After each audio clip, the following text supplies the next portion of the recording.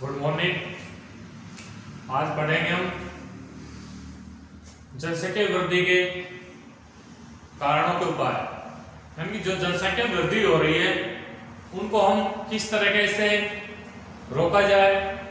तो सबसे पहले जैसे देखो, तो जनसंख्या वृद्धि है लगातार बढ़ती जा रही है, ठीक है। उसको रोकने के लिए हमें क्या क्या उपाय करने चाहिए, ठीक है। उसको रोकने के लिए सबसे पहले जैसे देखो, जनसंख्या वृद्धि के कारण जो शिक्षा है, ठीक है, शिक्षा या जो वैवाहिक स्थिति होती है, ठीक है, जो वैवाहिक स्थिति होती है तो उसमें जो भी पुरुष है उनकी आयु 21 से कुछ आगे बढ़ाई जाए, और जो लड़कियों की आयु 18 कर रखी है उसमें कुछ और बढ़ोतरी की जाए, ठीक है।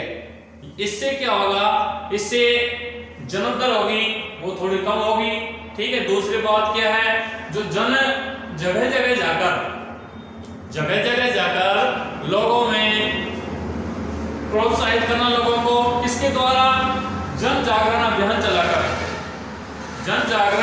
चलाकर लोगों को प्रोत्साहित करना, ठीक है। जनसंख्या को रोकने के लिए एक कार्यक्रम चला जाना चाहिए, ये भी जरूरी है कि भाई ठीक है, लोगों को किस प्रकार जो जनसंख्या लगातार बढ़ती जा रही है, ठीक है, उसको किस प्रकार रोका जाए। तो सरकारी या गैर सरकारी जो संस्थाएं हैं उनसे निवेदन है या वो स्वयं, ठीक है, जाकर अपना अभियान चलाएं। और जो जनसंख्या लगातार बढ़ती जा रही, जो वृद्धि हो रही लगातार, बताया जा रहा है कि यदि लगातार इस प्रकार वृद्धि होती रही तो 2025 तक भारत चीन को पछाड़कर प्रथम स्थान पर आ जाएगा, ठीक है। जैसे 17.64% की वृद्धि हुई है, ठीक, उससे पहले 21% की वृद्धि दर रही है। तो जैसे ही लगातार ऐसे बढ़ रही है तो भरसक प्रयास करने चाहिए। उसके बाद शिक्षा भी एक वो है, इसको रोकने को उपाय है। यदि सभी लोग शिक्षित होंगे तो जो सामाजिक ढांचा है, ठीक है,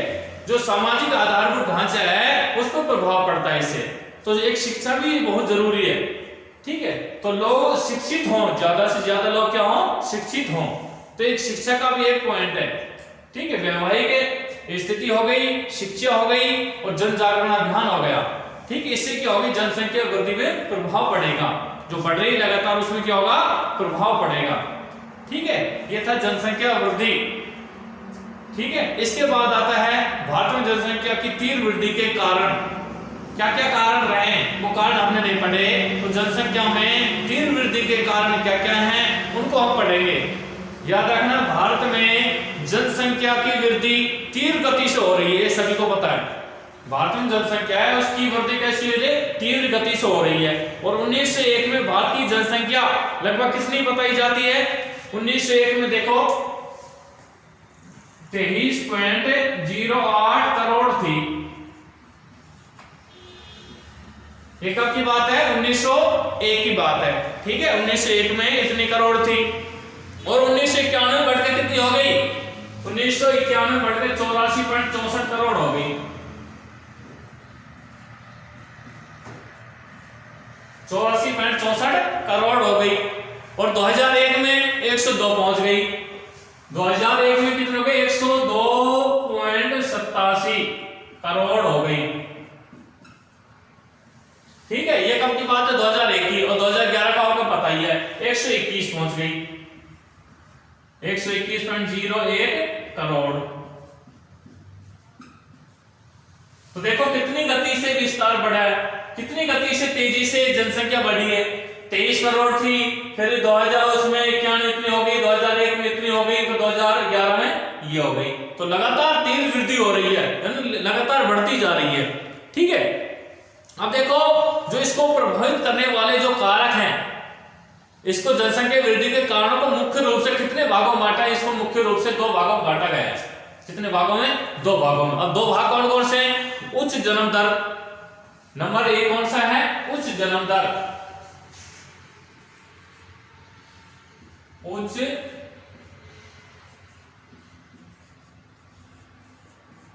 उच्च जन्म दर, ठीक है। नंबर 1 कौन सा था, उच्च जन्म दर आता है, ठीक है। उच्च जन्म दर में देखो भारत में जन्म दर, और नंबर 2 कौन सा था, मृत्यु दर में निरंतर कमी। नंबर 2 कौन सा आता है, ये ठीक है। मृत्यु दर में निरंतर कमी,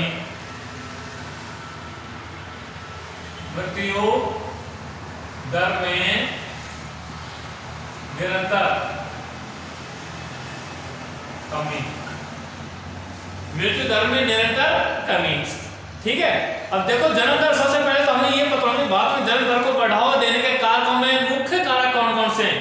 तो सबसे पहले इसमें आता है, देखो जो कारक है उसमें मुख्य कारक कौन कौन सा, शिक्षा का निम्न स्तर, नंबर 1 कौन सा आता है, हर चीज में शिक्षा का आता है, इसमें नंबर 1 इसका नंबर ए आता है शिक्षा का,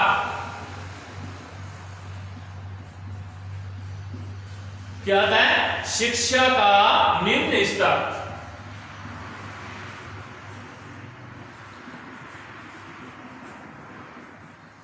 नंबर 1 उच्च जन्म दर में आ रहा है शिक्षा का निम्न स्तर, ठीक है। अब देखो शिक्षा, भारत में शिक्षा का स्तर अभी भी बहुत कैसा है, नीचा है।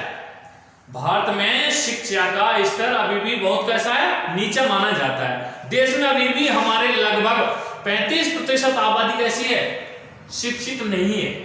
याद रखना, शिक्षित नहीं है। देश में अभी भी, बहुत इंपॉर्टेंट क्वेश्चन है कि देश में अभी भी लगभग 35% आबादी शिक्षित नहीं है, ठीक है। कितने प्रतिशत, 35%। और 2001 की जनगणना के अनुसार भारत में साक्षरता का प्रतिशत 64.8% है। कितना है, 64.8, ठीक है, 64.8 उसमें था। फिर देखो बढ़ गए, फिर कितना हो गया, 2001 की बात है, 2011 में कितना हो गया, 2011 में 74.04% हो गया। कितना हो गया, 74.04%। अब देखो क्या हो रहा है देश में, जो ग्रामीण और शहरी वो क्षेत्र है, तो 2001 में देश में ग्रामीण साक्षरता 48.7% थी। कितनी थी, 48.7%, ठीक है। अब क्या देखो 48.7 जो शिक्षा है जन्म दर को प्रभावित करने वाले घटकों में सबसे प्रमुख है। जो शिक्षा है वो जन्म दर जो है उसको प्रभावित करने वाले जो भी कारक हैं उनमें सबसे प्रमुख काम किसका, शिक्षा का है, ठीक। शिक्षा मनुष्य को युक्तिपरक या बुद्धिमान बनाकर परिवार के आकार को सीमित करने की प्रेरणा प्रदान करती है। किसकी प्रेरणा प्रदान करती है, जो भी है देखो परिवार, ठीक है, या बुद्धिमान बनाकर परिवार के आकार को सीमित करने की प्रेरणा प्रदान करती है। कौन करती है, शिक्षा। तो शिक्षा सबसे महत्वपूर्ण कारक है, ठीक है। इसके बाद नंबर 2 आता है परंपरावादी समाज। ये कौन सा समाज होता है, परंपरावादी समाज। अब देखो इसमें परंपरावादी समाज है जो भारत में अधिकतर लोग रूढ़ियों या पुरानी परंपराओं में प्रभावित है।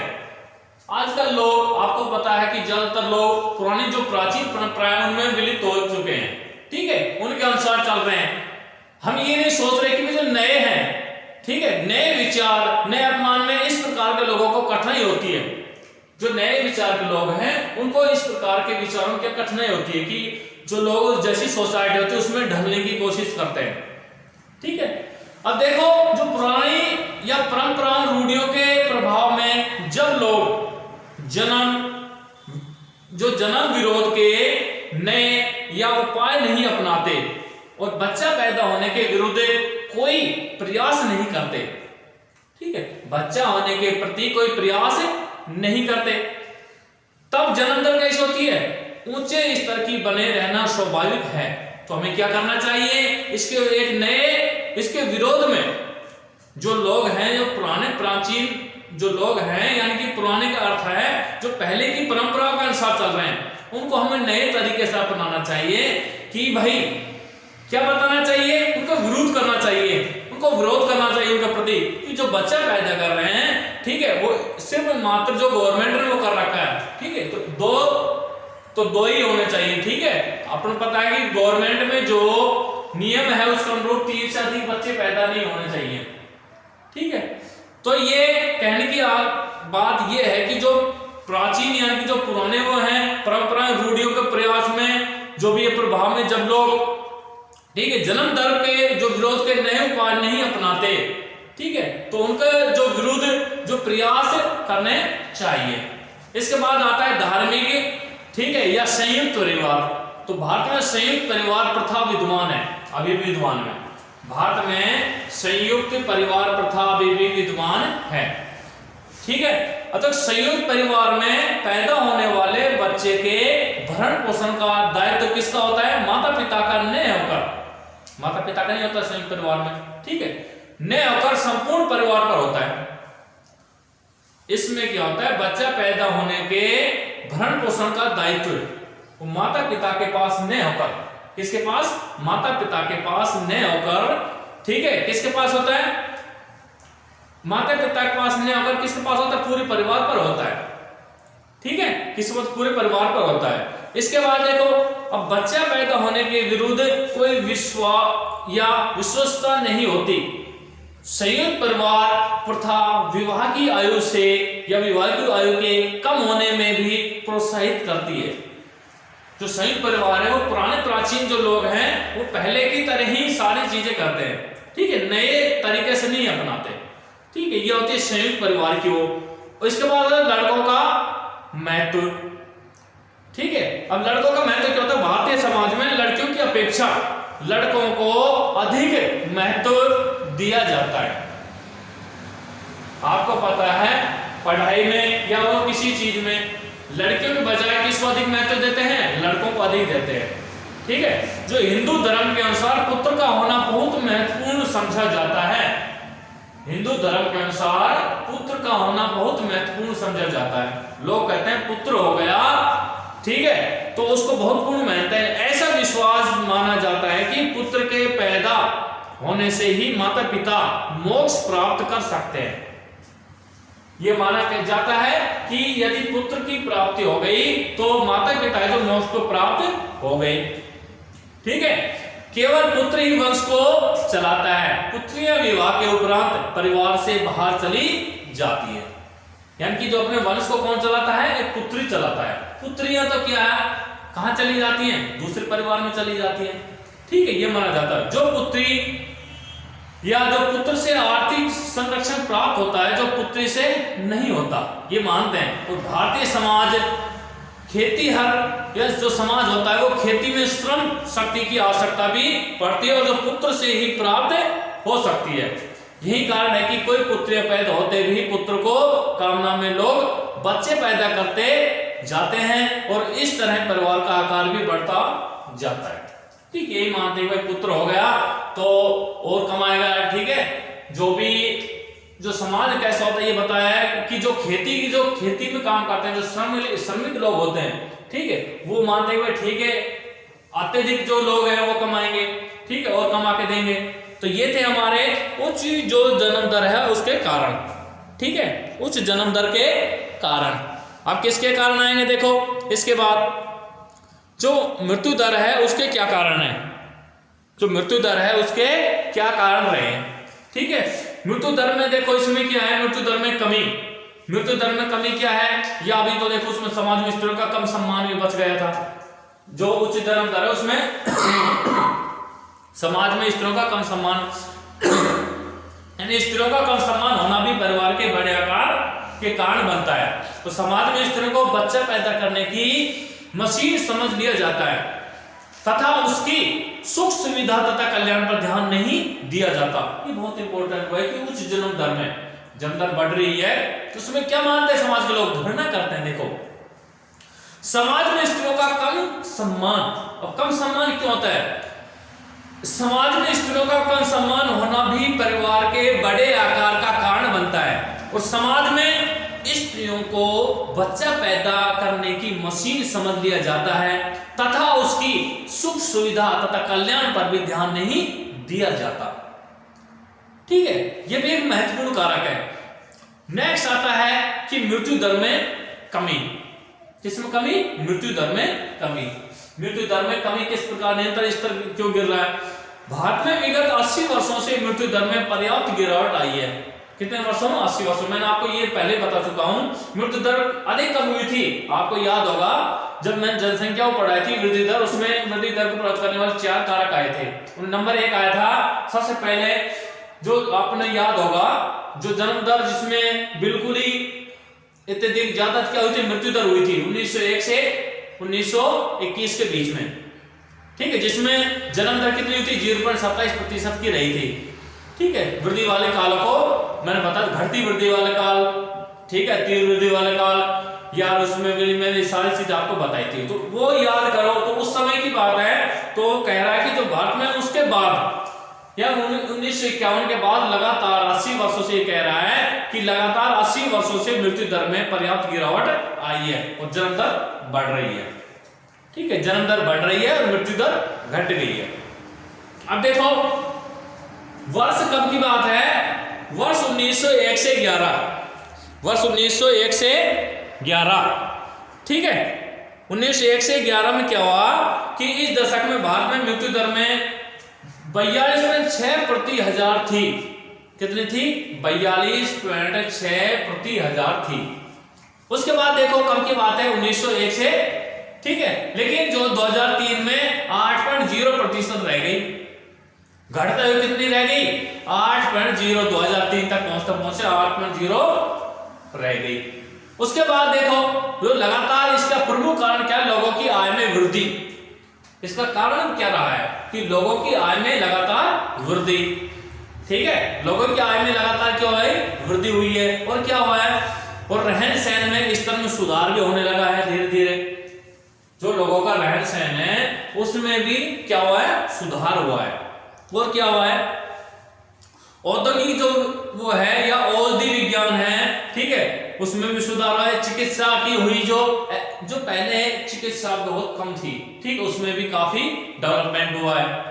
उसके बाद देखो जो स्त्रियों की दशा में भी सुधार होने लगा है, क्योंकि लोग धीरे धीरे शिक्षित होने लगे हैं और जो भी शिक्षा के प्रति जो है उनमें ध्यान दिया गया है।